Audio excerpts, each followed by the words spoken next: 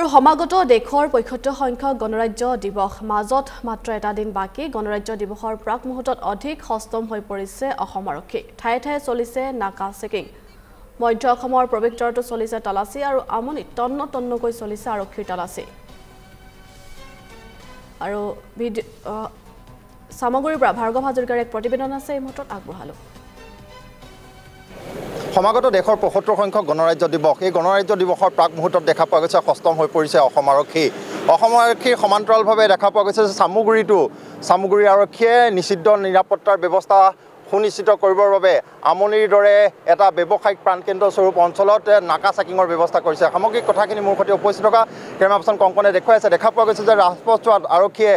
এটা বৃহৎ দলে আচলতে দিনৰ ভাগৰ প্ৰায় দুভাগ নিশা পৰ্যন্ত এনেধৰণে প্ৰায় দুটাকৈ দিন অধিক সষ্টম হোৱা পৰিলক্ষিত হৈছে কাৰণ গণৰাজ্য দিৱসৰ প্ৰাক মুহূৰ্তত কোনো ধৰণৰ কুটাঘাত যাতে কুটাঘাতকাৰীয়ে সংঘটিত কৰিব নোৱাৰে তাক সুনিশ্চিত কৰাৰ ব্যৱস্থা কৰিছে ৰাইজৰ বা নাগৰিকৰ জীৱন আৰু সম্পত্তিৰ সুৰক্ষা সুনিশ্চিত কৰিবৰ কাৰণে যথেষ্ট সংখ্যক ইয়াত গাড়ীত যিসমূহ ব্যক্তিগত বাহন লৈ উজনিৰ পৰা নামনিলৈ বা নামনিৰ পৰা উজনিলৈ আচলতে যাতায়াত কৰিছে সেই বাহনসমূহ তন্নকৈ আচলতে তালাচী কৰিছে আমাৰ মাজত যিহেতু আৰক্ষীসকল ব্যস্ত হৈ আছে আমাৰ মাজত একাংশ স্থানীয় প্ৰত্যক্ষদৰ্শী আছে আমি তেখেতসকলৰ পৰা জানিব বিচাৰিম দাদা কি ক'ব আৰক্ষীয়ে কেতিয়াৰ পৰা এনেধৰণে নিষিদ্ধ নিৰাপত্তা ব্যৱস্থা সুনিশ্চিত কৰিবৰ কাৰণে তালাচী আৰম্ভ কৰিছে হয়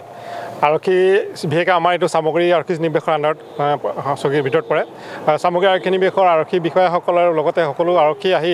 ইয়াত প্ৰায় দুমাহ ধৰি নাকা চেকিঙৰ ব্যৱস্থা কৰিছে লগতে সকলো গাড়ী ব্যক্তিগত যান বাহনৰ গাড়ী কমাৰ্চিয়েল যান বাহনকে তেওঁলোকে তন্নকৈ পৰীক্ষা নিৰীক্ষা কৰিছে তালাচী কৰিছে আৰু বিগত ২-৪ দিনৰ পৰা এই তালাচীৰ পৰিমাণটো বেছি জোৰদাৰ হোৱা পৰিলক্ষিত হৈছে কাৰণে যিহেতু গণতন্ত্ৰ দিৱস আহি আছে এই গণতন্ত্ৰ দিৱসত কুটাঘাতমূলক কাৰ্যকলাপ ৰোধ কৰাৰ ব্যৱস্থা কৰিবলৈ তেওঁলোকে এই ব্যৱস্থা গ্ৰহণ কৰিছে আৰু আমি দেখা পাইছোঁ যে আৰক্ষীসকলে এই শীতৰ এতিয়া ঠাণ্ডাত নেওচি তেওঁলোকে ৰাতি দুপৰ নিশালৈকে ইয়াত তেওঁলোকৰ সেৱা আগবঢ়াইছে ৰাইজৰ কাৰণে ভাৰতৰ নাগৰিকৰ কাৰণে আমাৰ কাৰণে এইখিনি কিহৰ কাৰণে হৈছে এইখিনি হৈছে এইকাৰণে এখন দক্ষ চৰকাৰ থকাৰ কাৰণে হৈছে যদি দক্ষ চৰকাৰ নাথাকিলেহেঁতেন গৃহবিভাগ যদি দক্ষ নহ'লহেঁতেন তথাপি আমি সেৱাখিনি তেওঁলোকৰ পৰা আদায় কৰিব নোৱাৰিলোহেঁতেন যিহেতু গৃহ বিভাগ সষ্টম হৈ আছে আৰু অসম চৰকাৰৰ ভূমিকা প্ৰশংসনীয় আৰু আৰক্ষী বিভাগৰ আমি প্ৰশংসা লৈছোঁ তেওঁলোকক কৃতজ্ঞতা জ্ঞাপন কৰিছোঁ নাগৰিকৰ সেৱাৰ কাৰণে তেওঁলোকে আগবাঢ়ি ওলাই আহিছে আৰু আমাক সেৱা আগবঢ়াইছে নাগৰিকৰ সুৰক্ষাৰ কাৰণে তেওঁলোকে এই পদক্ষেপ গ্ৰহণ কৰিছে দেখা পোৱা গৈছে যে আচলতে তন্ন তালাচীৰ ব্যৱস্থা কৰিছে যিসমূহ ইয়াত বাহন উজনিৰ পৰা নামনিলৈ বা নামনিৰ পৰা উজনিলৈ যাত্ৰা কৰিছে সেই বাহনসমূহ গণতন্ত্ৰ দিৱসৰ প্ৰাক মুহূৰ্তত আচলতে এনেধৰণে আৰক্ষী তন্নকৈ তালাচী কৰিছে কোনো ধৰণৰ কুটাঘাত যাতে অসমৰ বিভিন্ন প্ৰান্তত বা উজনিৰ পৰা নামনিলৈ বিভিন্ন প্ৰান্তত যাতে সংঘটিত কৰিব নোৱাৰে তাৰ বাবে আচলতে নাগৰিকৰ সুৰক্ষা সুনিশ্চিত কৰিবৰ বাবে আচলতে এনেধৰণে তেখেতসকলে ব্যস্ত হৈ পৰিছে দুভাগ নিশা পৰ্যন্ত ব্যস্ত হৈ পৰিছে বুলি কৈছে এয়া আচলতে মধ্য অসমৰ দুৱাৰমুখ বুলি ক'ব লাগিব আমনি অঞ্চলত এনেধৰণে তেওঁলোকে নিষিদ্ধ নিৰাপত্তাৰ ব্যৱস্থা কৰিছে এগৰাকী যাত্ৰী আছে আপোনাৰ পৰা জানিব বিচাৰিছোঁ আৰক্ষীয়ে তালাচীৰ ব্যৱস্থা কৰিছে গণতন্ত্ৰ দিৱসৰ প্ৰাক মুহূৰ্তত কি ক'ব কেনেকুৱা পাইছে নাই ঠিকে আছে এইটো ভাল কথা তালাচী কৰিছে এতিয়া আৰু এগৰাকী আছে আপোনাৰ পৰা জানিব বিচাৰিছোঁ সুন্দৰ ষ্টেপ এইটো হ'বই লাগে